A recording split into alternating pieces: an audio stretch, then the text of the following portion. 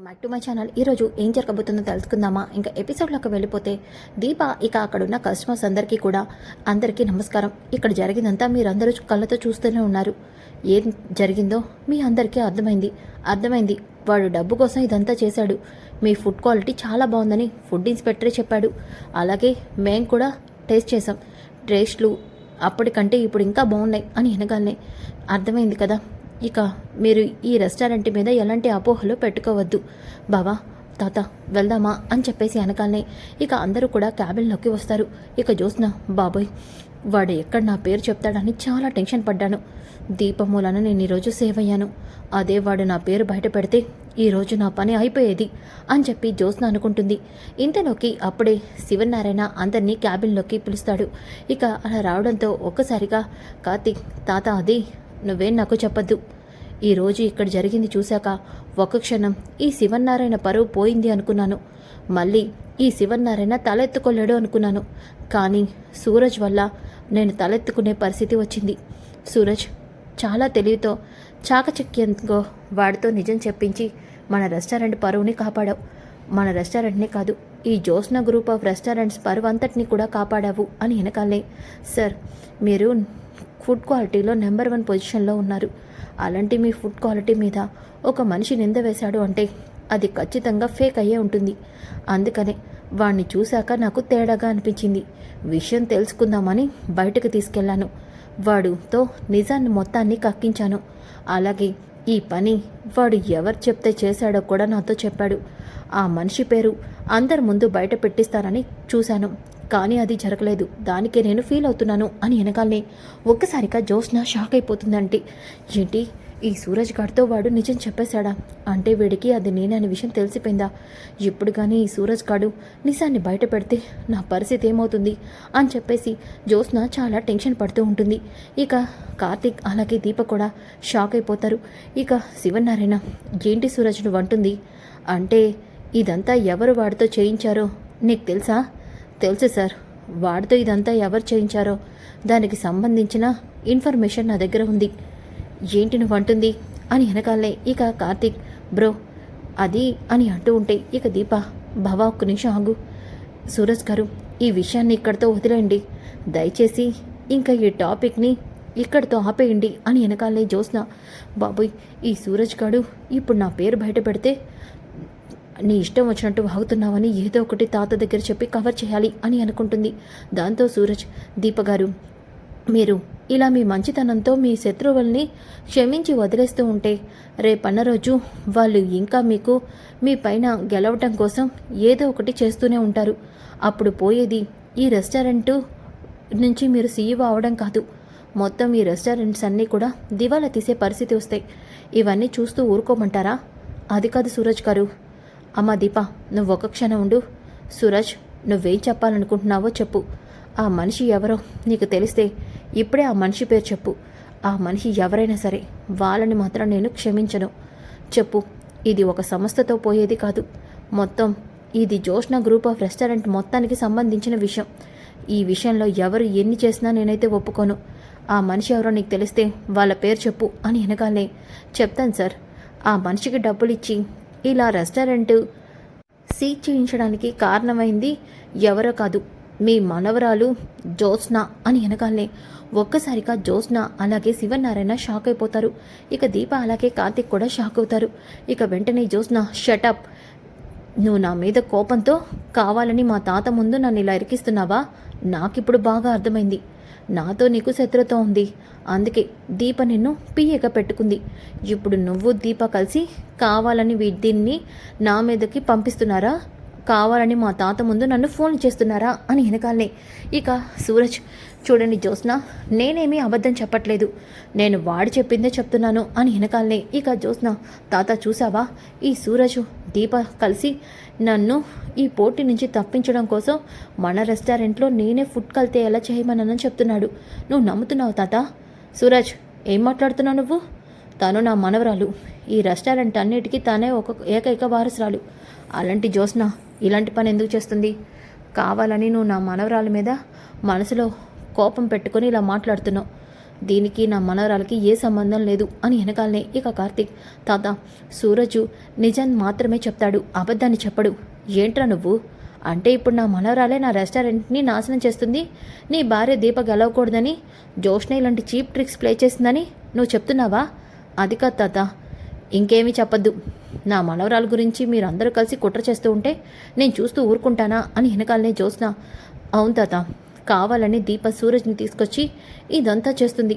నాకు ఇప్పుడు డౌట్ వస్తుంది, కావాలనే ఆ మనిషితో గొడవ పడేలా చేసి ఆ తర్వాత ఆ మనిషి ఎలాంటివాడో సూరజ్ చెప్పి నీ ముందు నన్ను ఇలా ఫూల్ని చేయడం కోసం వీళ్ళంతా కావాలని ప్లాన్ చేశారనిపిస్తుంది. ఆ మనిషి ఈ సూరజ్ గడు పెట్టిన మనిషి అయి ఉంటాడు తాత అని వెనకాలనే ఒక్కసారిగా దీప జోస్న అని అంటుంది. ఏ దీప, భయం వేస్తుందా ఏంటి?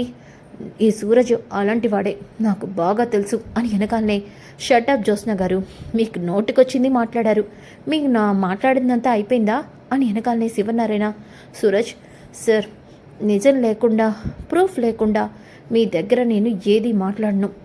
ఇదంతా ఆ మనిషి జోస్న చెప్తేనే చేశాడన్న దానికి నా దగ్గర ప్రూఫ్ ఉంది. ఏంటా ప్రూఫ్? ఇదిగోండి, వాడి నోటితో వాడే జోష్నని ఇదంతా చేయించిందని నాతో చెప్పాడు, కావాలంటే చూడండి అని ఫోన్లో వీడియోని చూపిస్తాడు. అదిగోండి, ఆ పెద్దాయనతో మాట్లాడుతుందే ఆమె నాతో ఇదంతా చేయించింది. ఏంటి, జోష్ననా? అవును తనే అని వెనకాలనే ఒక్కసారిగా శివనారాయణ షాక్ అయిపోతాడు. ఇక జోస్న కూడా షాక్ అయిపోతుంది. ఇంతలోకి దీపా కార్తీక్ కూడా షాక్ అవుతారు. ఇక జోస్న, తాత అది అని వెనకాలనే నార్మల్ అంటూ ఒక్కసారిగా శివనారాయణ జోస్న చెంప పగలగొడతాడు. దాంతో జోస్న, తాత అది ఇంకేం మాట్లాడద్దు. ఛీ, దీపం మీద గెలవాలని సొంత కంపెనీనే నష్టం తెప్పించేలా చేస్తావా? ఈ రెస్టారెంట్ మూతపడితే మీ తాత పరువు పోయినట్టే, అలాంటి పని చేస్తావా? అది కాదు తాత, ఇంకేమీ నువ్వు మాట్లాడద్దు. ఇదంతా నేను ఇక్కడ మాట్లాడను, ఇంట్లోనే మాట్లాడతాను. కార్తీక్, దీపా, మీ అందరూ కూడా ఇంటికి రండి. సూరజ్, ఈరోజు నా కళ్ళు తెరిపించే నిజం నా ముందు బయట పెట్టావు అంటూ శివనారాయణ ఆవేశంగా వెళ్ళిపోతాడు. ఇక జోస్న, నాకు తెలుసు మీ అందరూ కావాలని ఇదంతా చేశారు. దీపా, నా మీద గెలవలేక ఇలాంటి ప్రయత్నం చేస్తావా నువ్వు? నోర్మయ్, నువ్వు చేసిన పనికి తాత కాబట్టి చంపదెబ్బతో వదిలిపెట్టాడు. కానీ వాడు నిజం చెప్పుంటే ఈరోజు శివనారాయణ మనవరాలే ఇదంతా చేసిందని అందరూ కూడా తెలిసిపోయేది. ఇదంతా కూడా లైవ్ టెలికాస్ట్ అయ్యేది. అప్పుడు నీ పరువంతా పోయేది. అందుకని సూరజ్ని ఆ మనిషిని నిజం చెప్పకుండా ఆపాను. కానీ నీ పాపం బద్దలైంది. అందుకే ఈరోజు తాతకి నీ గురించి నిజం తెలిసింది అని వెనకాలనే జ్యోత్స్న కోపంగా అక్కడి నుంచి వెళ్ళిపోతుంది. మీ అంతు తేలుస్తాను అని చెప్పేసి ఇక దీప, సూరజ్ ఎందుకు ఇలా చేసావు? దీపగారు, మంచితనానికైనా ఉండాలి. మీరు ఇంత మంచివాళ్ళు కాబట్టి జ్యోత్స్న అలాంటి పని చేస్తుంది. అయినా తనదే కదా ఈ రెస్టారెంట్స్. అయినా తను తన రెస్టారెంట్కి ఇలా నష్టం తెప్పించాలని చేయడం ఏంటి? గెలవడం కోసం తను ఏదైనా చేస్తుందని నాకు ఈరోజే అర్థమైంది. రేపు ఇంకేదైనా చేయొచ్చు. అందుకే నేను నిజాన్ని బయటపెట్టాను. ఈ విషయంలో మీకు నేను నచ్చని పని చేశానంటే నన్ను క్షమించండి. బ్రో, అలా అని మాకు మేము ఇప్పటివరకు చేయని పని నువ్వు చేసావు. ఆ మనిషికి ఇలాగే బుద్ధి చెప్పాలి. నువ్వు ఆఫీస్కి వెళ్ళు బ్రో, నేను దీప ఇంటికి వెళ్తాం. సరే దీపగారు, నేను బయలుదేరుతున్నా అంటూ సూరజ్ వెళ్ళిపోతాడు. ఇక కార్తీక్, దీప, జ్యోత్స్న విషయంలో ఇలాగే ఉండాలి. అది కాదు బావా, ఇప్పుడు తాత, అమ్మ, నాన్న ఈ విషయం తెలిసి ఎలా రియాక్ట్ అవుతారో ఏంటో. పద ఇంటికి వెళ్దాం, ఏదో పెద్ద గొడవ అయ్యేలా ఉంది అని చెప్పేసి అనగానే ఇక అందరూ కూడా ఇంటికి వస్తారు.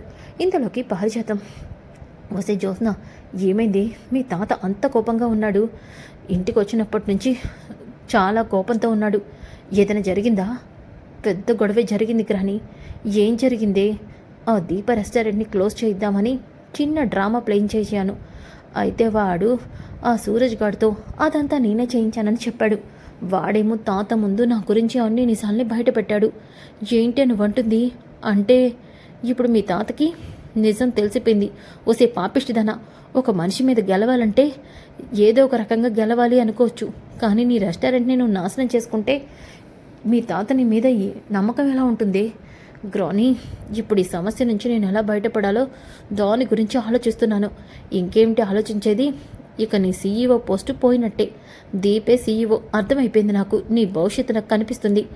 గ్రాని, అవునే, నీ చేతులారా నువ్వే నాశనం చేసుకున్నావు. ఇప్పుడు మీ తాత ఏం చేస్తాడో ఏంటో అని అంటూ ఉంటే జ్యోత్స్న అని గట్టిగా శివనారాయణ పిలుస్తాడు. దాంతో అందరూ కూడా గబగబా హాల్లోకి వస్తారు. ఇక దశరథ అలాగే సుమిత్ర అందరూ కూడా ఏమైంది మావయ్య గారు, ఎందుకు జ్యోత్స్న మీద అంత గట్టిగా అరుస్తున్నారు? చెప్తానమ్మా, నీ కూతురు ఎంత పెద్ద ఘనకార్యం చేసిందో అందరికీ చెప్తాను, అందుకే పిలిపించాను. అందరూ వచ్చినట్టేనా? తాత తాత అని పిలవకు, నువ్వు అలా పిలుస్తూ ఉంటే నా మీద నాకే అసహ్యం వేస్తుంది. నాన్న, అవునరా దశరథ, ఈరోజు మొట్టమొదటిసారి జ్యోత్స్న నిజంగా నా మనవరాలా అనే సందేహం వస్తుంది నాకు. నాన్న, మావయ్య గారు ఇలా అంటున్నానని బాధపడద్దమ్మా, నేను నిజమే చెప్తున్నాను. అసలు జ్యోత్స్న రక్తంలో ఈ శివనారాయణ రక్తం ఉందా లేదా అనిపిస్తుంది. ఈ వారసత్వ లక్షణాలు ఏమాత్రం కూడా జ్యోత్స్నకి రాలేదేమో అనిపిస్తుంది. అదేంటండి అలా అంటారు? జ్యోత్స్నే కదా మీ మనవరాలు. నోర్మై, నువ్వేమీ మాట్లాడద్దు. ఇక్కడ జరిగే గొడవంతా నువ్వు చూస్తూ ఉంటావు తప్ప నోరెత్తడానికి వీల్లేదు. చూడు, ఇక్కడ ఏం జరిగిందో తెలుసా? అసలు ఎంత పెద్ద గొడవ జరిగిందో తెలుసా? ఏమైంది మావయ్య గారు? దీపకి అప్పగించిన రెస్టారెంట్లో ఫుడ్లో బొద్దింకొచ్చిందని ఒక వ్యక్తి గొడవ చేశాడు. అందరం అక్కడికి వెళ్ళాం. ఫుడ్ ఇన్స్పెక్టర్ కూడా వచ్చాడు. రెస్టారెంట్ని సీజ్ చేసే పరిస్థితి వచ్చింది. సమయానికి సూరజ్ తెలివిగా అతనితో ఇదంతా ఎవరు చేయించాడో నిజాన్ని బయట పెట్టించాడు. దాని ద్వారా రెస్టారెంట్ క్లోజ్ అవ్వకుండా ఆగిపోయింది. కానీ ఈ రెస్టారెంట్లో ఈ పని చేయించింది ఎవరో తెలుసా? ఎవరినన్నా? ఇంకెవరు? నీ కూతురు జ్యోత్స్న. ఏం నాన్న నువ్వంటుంది? మావయ్య గారు, జ్యోత్స్ననా? అవును. కానీ ఇక్కడ విచిత్రమైన విషయం ఏంటో తెలుసా అమ్మా? ఇదంతా దీపని మీద గెలవడం కోసం జ్యోత్స్న చేసిన ప్లాను.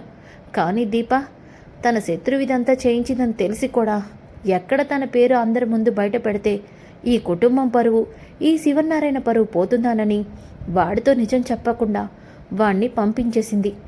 దీపని చూస్తున్నప్పుడల్లా నాకు విచిత్రంగా అనిపిస్తుంది.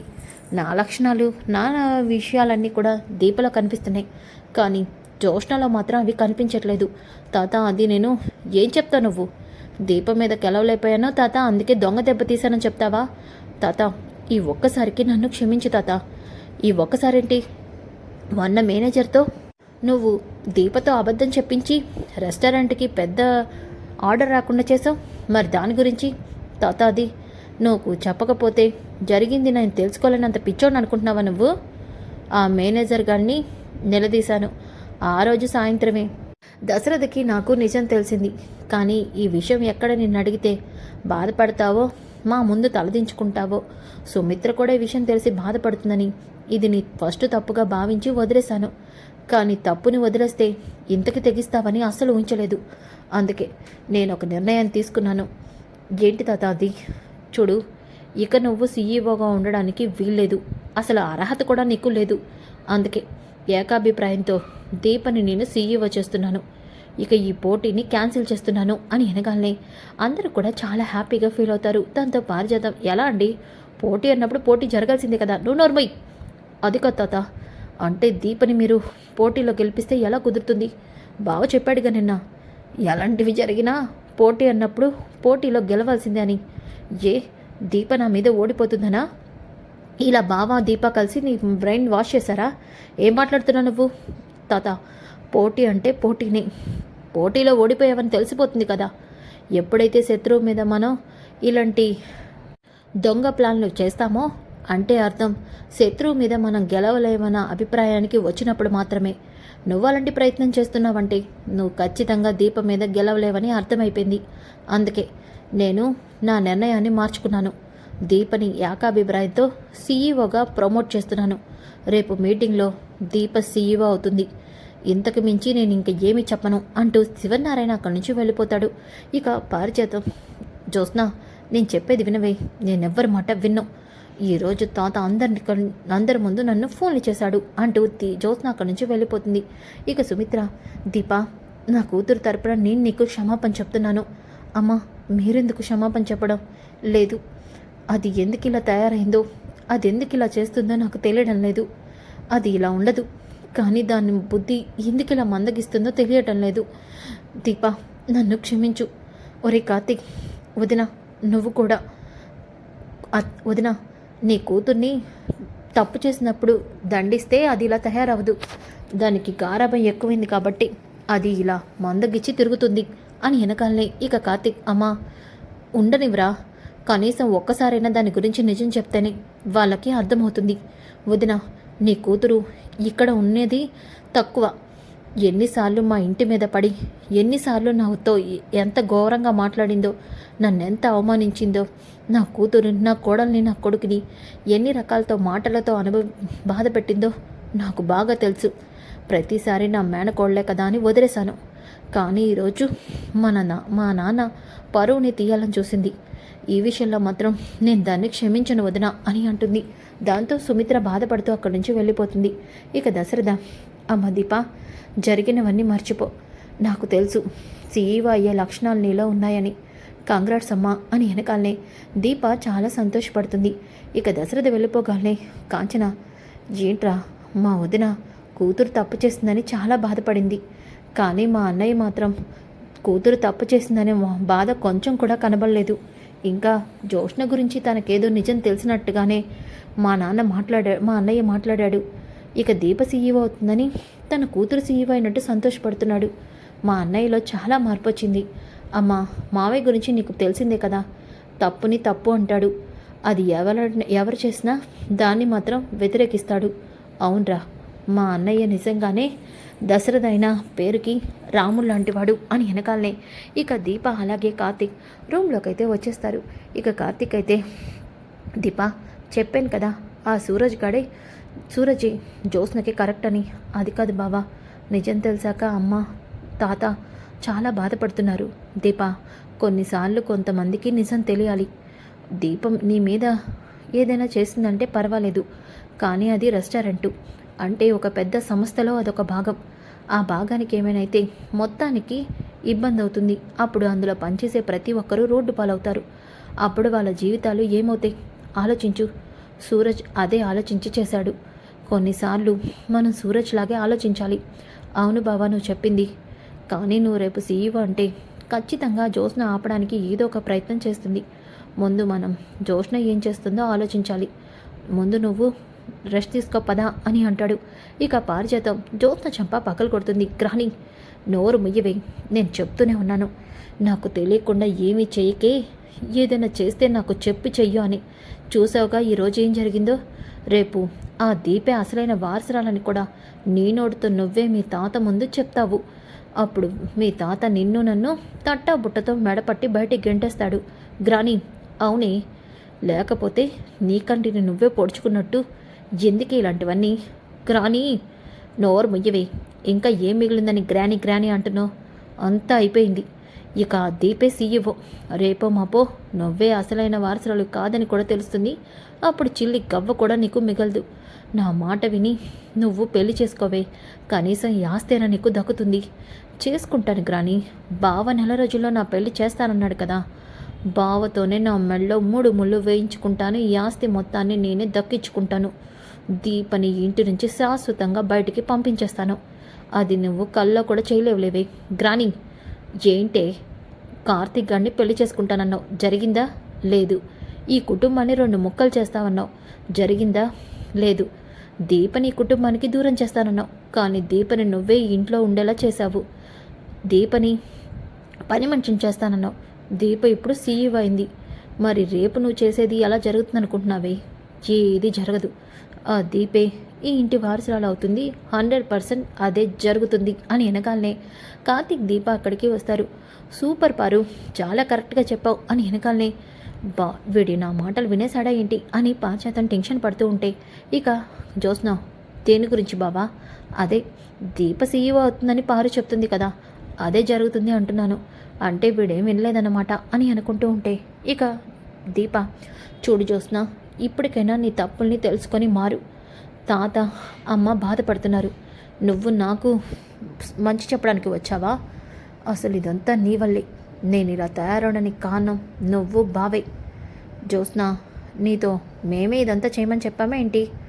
మీరేమీ చెప్పరు బాబా. నేనే మీకోసం పిచ్చి దానిలాగా ఇలాంటి పనులన్నీ చేసి తిట్టించుకుంటూ ఉంటాను. అందుకే మాలా మంచిదానిలా మారిపో. పారు కూడా ఇప్పుడు మా పార్టీనే, నువ్వు కూడా మారిపో. నేను మారను బావా. నేనేం చేయాలో నాకు బాగా తెలుసు. దీప సీఈఓ అవుతుందని మీరు సంతోషపడుతున్నట్టున్నారు. కానీ రేపు దీప సీఈఓ అవ్వదు. అవును, చూడు మరదలా, అలాంటి హోప్స్ ఏమైనా పెట్టుకుంటావేమోనని చెప్పడానికి ఇక్కడికి వచ్చాం. ఇది స్వీట్ వార్నింగ్ అనుకుంటావో ఏమనుకుంటావో తెలీదు. రేపు నా భార్య సీఈఓ అవడం గ్యారంటీ. దాన్ని కనీసం నువ్వు ఆ పని కూడా ఆపలేవు. నీ చేతులతో నువ్వే దీపకి కంగ్రాట్స్ చెప్పేలా చేస్తాను, చూస్తూ ఉండు అని చెప్పి కార్తిక్ మాస్ వార్నింగ్ అయితే ఇచ్చి అక్కడి నుంచి వెళ్ళిపోతాడు. సో ఫ్రెండ్స్, అప్కమింగ్ ఎపిసోడ్ చాలా ఇంట్రెస్టింగ్గా ఉంటే డోంట్ మిస్. ఈ వీడియో నచ్చితే లైక్ చేయండి, షేర్ చేయండి. Thanks for watching.